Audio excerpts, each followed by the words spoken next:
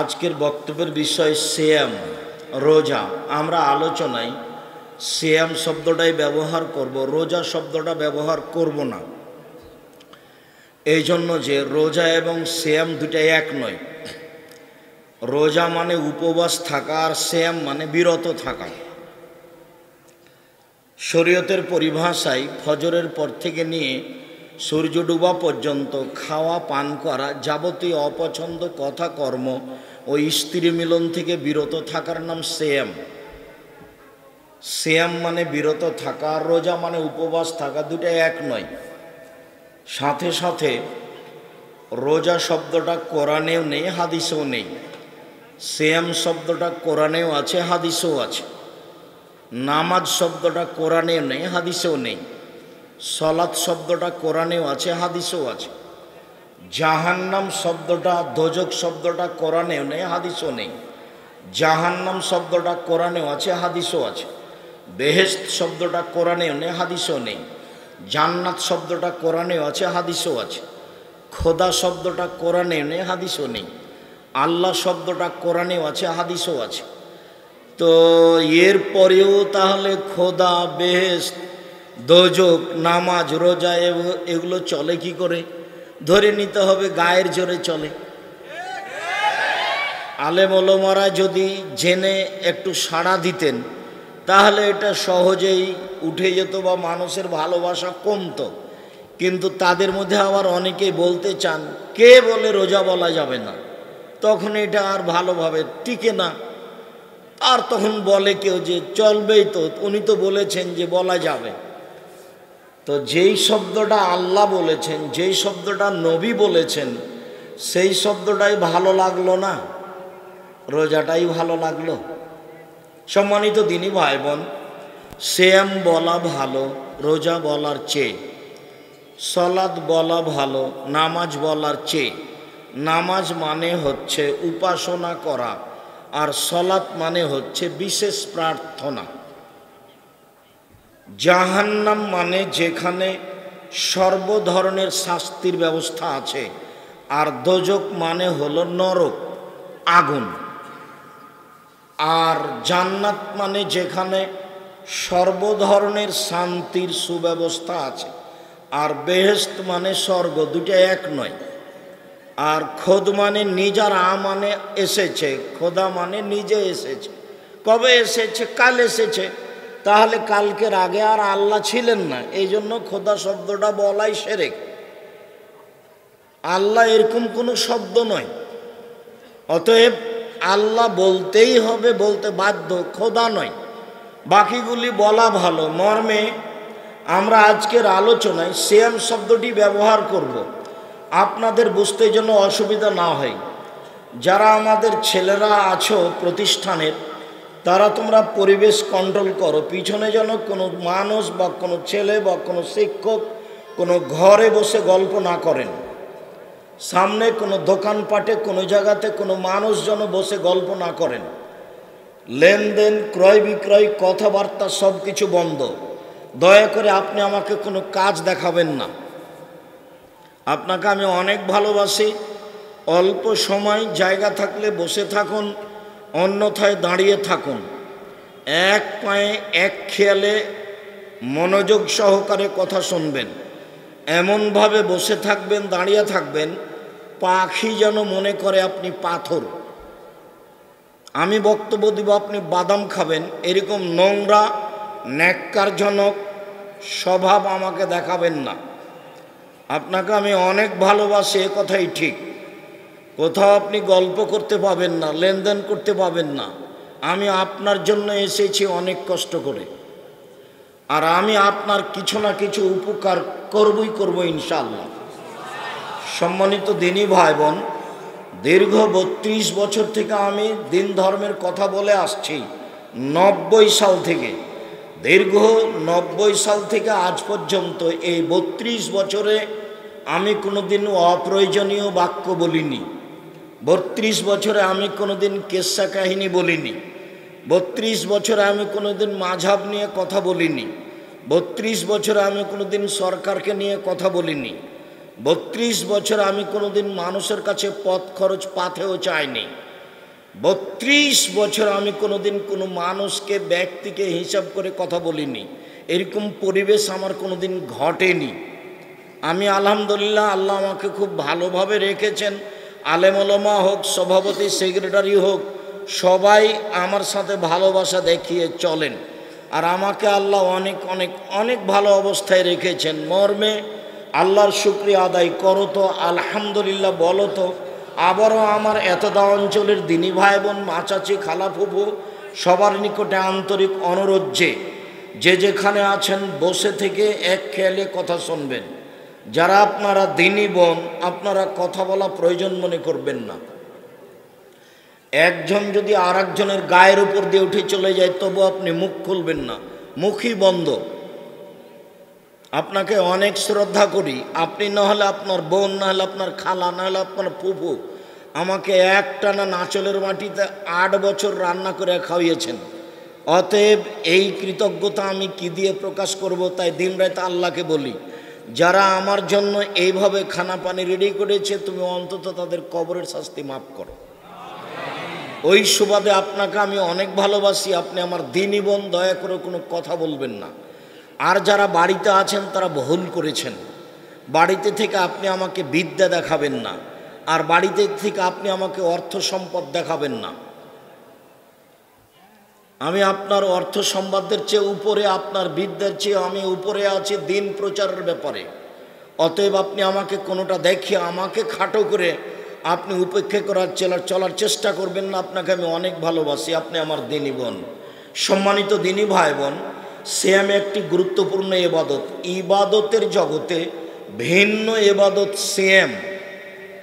ইবাদত যে ভিন্ন, একেবারেই ভিন্ন, কোনো ইবাদতের সাথে সিয়ামের মিল নেই, এইটা আগে দেখাবো। তারপরে দেখাবো সিয়ামের ফজিলত, তারপরে সিয়ামের কিছু নিয়ম কানুন। আগে বলি, সিয়ামের সাথে কোনো ইবাদতের মিল নেই। 1 নম্বর হাদিস, আবু হুরায়রা রাদিয়াল্লাহু তাআলা আনহু বলেন, রাসূল সাল্লাল্লাহু আলাইহি ওয়াসাল্লাম বলেছেন, কুল্লু আমাল ইবনে আদম ইজাফুল হাসানাত বিআশরি আমসালিহা ইলা 700 জিব। আদম সন্তানের সব নেকি 1 থেকে 10, 10 থেকে 700, আরো বেশি হয়। আদম সন্তান যখন কোনো নেকি করে 10টা টাকা ফকিরকে দেয়, তখন আল্লাহ ফেরেশতাকে বলেন 10 নেকি লিখো, বাড়াও, 700 করো, আরো বাড়াও, আরো বাড়াও, বাড়াতে থাকো। আদম সন্তানের সব নেকি বাড়তে থাকে। হজের হোক, দানের হোক, কোরআন তেলাওয়াতের হোক, তাসবিহ তাহলিলের হোক, কুরবানির হোক, ভালো আচরণের হোক, সব নেকি বাড়তে থাকে। আল্লাহ ফেরেশতাকে বলেন লিখে দাও, বাড়িয়ে দাও। কাল আল্লাহ তাআলা, আল্লাহ তাআলা বলেন ইল্লা সমা, তবে সিয়াম, ফাইন্নাহু লি, সিয়াম আমার ব্যাপার, অনা আজিজি বিহি, প্রতিদিন আমি দিব। সিয়ামের এরকম কোনো 2-5 নেকি নাই, 200-500 নেকি নেই।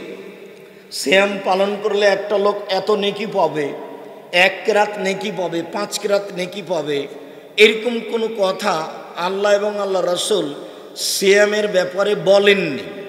সিয়াম একটা ভিন্ন ইবাদত। সিয়ামের প্রতিদান আল্লাহ নিজে হাতে দিবেন। সিয়াম এমন একটা ইবাদত যে ফেরেশতাকে বলবেন না, এই লোকটা সিয়াম পালন করেছে, নেকি লিখে দাও, বাড়াও বাড়াও। ইবাদতের জগতে আল্লাহর ভয়ে 1 ফোঁটা চোখের পানি আল্লাহর কাছে অনেক অনেক অনেক বেশি প্রিয়। রাসূল সাল্লাল্লাহু আলাইহি সাল্লাম বলেন, লা ইয়ালিজার রাজুলুন নারা বাকামিন খাশিয়াতিল্লাহ হাত্তা ইয়ালিদাল লাবানু ফি দারে। গাভীর বান থেকে, ওলান থেকে দুধ বের করে ভিতরে ঢোকানো যেমন অসম্ভব, আল্লাহর ভয়ে কাঁদে যে তার জাহান্নামে যাওয়া তেমনি অসম্ভব। আল্লাহর ভয়ে কাঁদে যে সে জান্নাতে যাবেই যাবে। সবচেয়ে প্রিয় ইবাদত আল্লাহর কাছে আল্লাহর ভয়ে 1 ফোঁটা চোখের পানি। লাইসা শাইউন আহাব্বা ইলাল্লাহি মিন কাতরাতাইনি ওয়া সারাইনি, আল্লাহর নিকটে দুইটি বিন্দু ফোঁটা যত প্রিয়, পৃথিবীর কোনো কিছু আল্লাহর কাছে তত প্রিয় নয়। তার এক নম্বরে হচ্ছে কাতরাত দমইন মিন খাসিয়াতিল্লাহ, আল্লাহর ভয়ে এক ফোঁটা চোখের পানি। আল্লাহর ভয়ে এক ফোঁটা চোখের পানি আল্লাহর কাছে যত প্রিয়, পৃথিবীর কোনো ইবাদত আল্লাহর কাছে তত প্রিয় নয়। সালাত নয়, হজ নয়, দান খায়রাত নয়, তাসবিহ তাহলিল নয়। এক ফোঁটা চোখের পানি আল্লাহর কাছে যত প্রিয়, পৃথিবীর কোনো কিছু আল্লাহর কাছে তত প্রিয় নয়। সে এমন নয়, এর পরেও আল্লাহ, কেউ যদি সারা রাত কাঁদে, চোখের পানি ঝরঝর করে ঝরায়, তারপরেও আল্লাহ নেকি নিজে হাতে লিখবেন না। কাকে লিখতে বলবেন? ফেরেশতাকে লিখতে বলবেন। তার মানে সিয়াম ভিন্ন ধরনের ইবাদত। ইবাদতের জগতে সবচেয়ে শক্তিশালী, পাওয়ারফুল, ক্ষমতাধর ইবাদত হলো দান। কোনো ইবাদত দানের কাছে টিকবে না। সালাত আদায় করে মানুষ জান্নাত পাবে, জান্নাত কিনতে পারে না। সিয়াম পালন করে মানুষ জান্নাত পাবে, জান্নাত কিনতে পারে না। হজ করে মানুষ জান্নাত পাবে, জান্নাত কিনতে পারে না। দান এমন একটা ইবাদত যে দান করে মানুষ জান্নাত কিনতে পারে। আল্লাহ বলছেন যে আমি তোমাদের টাকা এবং তোমাদের জানের বিনিময়ে জান্নাত আমি তোমাদের কাছে বিক্রি করে দিয়েছি, কিনে নাও। বিচারের মাঠে আপনি বলবেন আমি জান্নাত পাবো কেন? জান্নাত আমি কিনে নিয়েছি, জান্নাত তো আমার ব্যাপার। আর এত শক্তিশালী ভিন্ন ইবাদত যে আপনি দান করলেন এখানে, আর কবরের শাস্তি বন্ধ হয়ে গেল আপনার মায়ের। সালাত আদায় করবেন নাকি শুধু আপনার, এটা অন্য জায়গায় পার হয়ে যাবে না। ওরা ভুল বুঝেছে, কোরআন মাজিদ পড়ে নাকি কবরে বক্সিয়ে দিল। এটা হয়?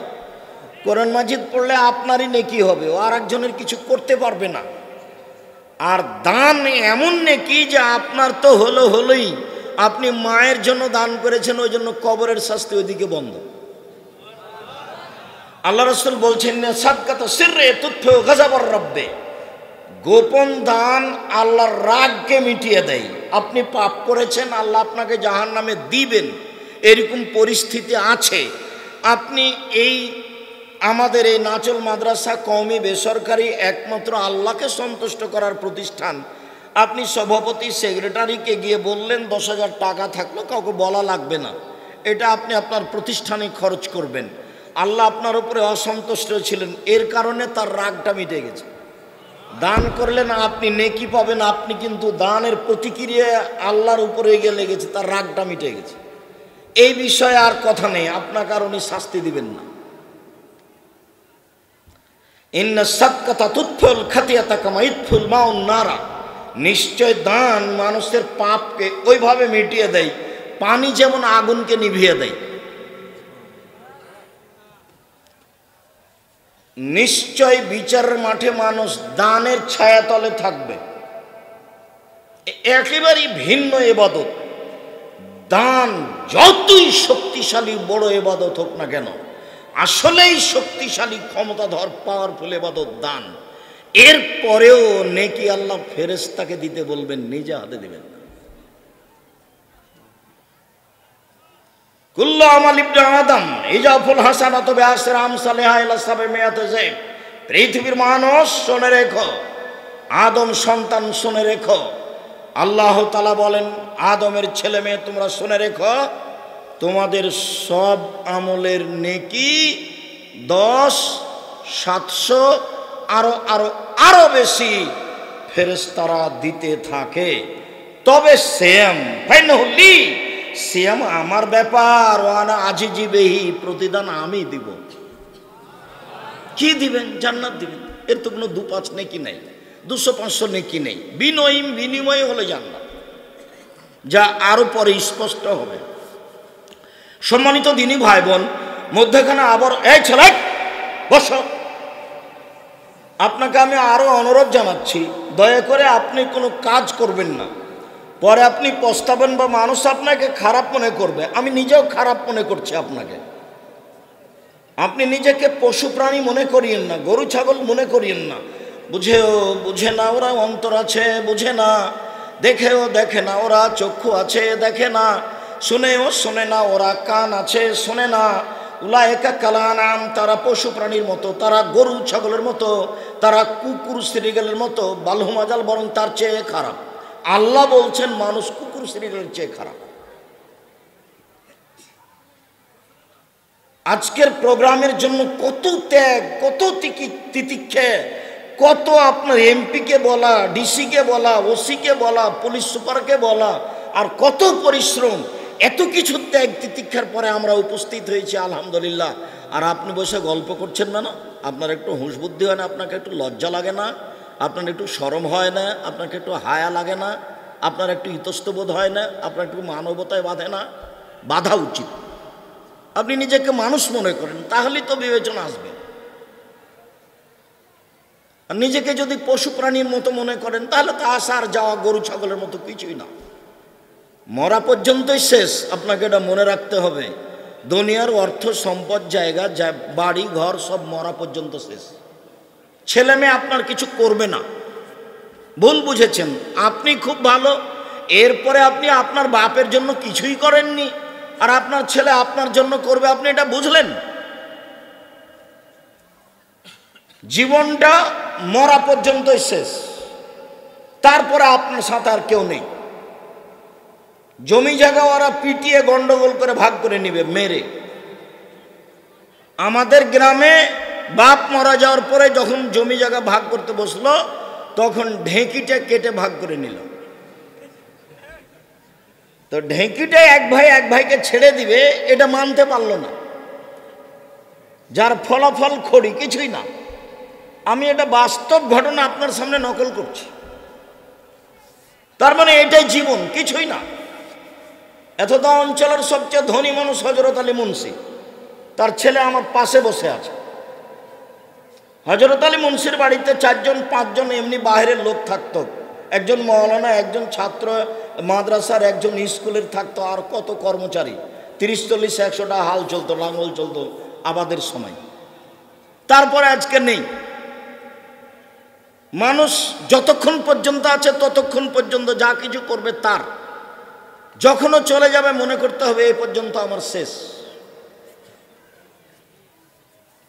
সম্মানিত দিনী ভাই বোন, নিজেকে মূল্যায়ন করার চেষ্টা করেন, নিজেকে অত অবহেলা করে পশু প্রাণীর মতো মনে করিয়েন না।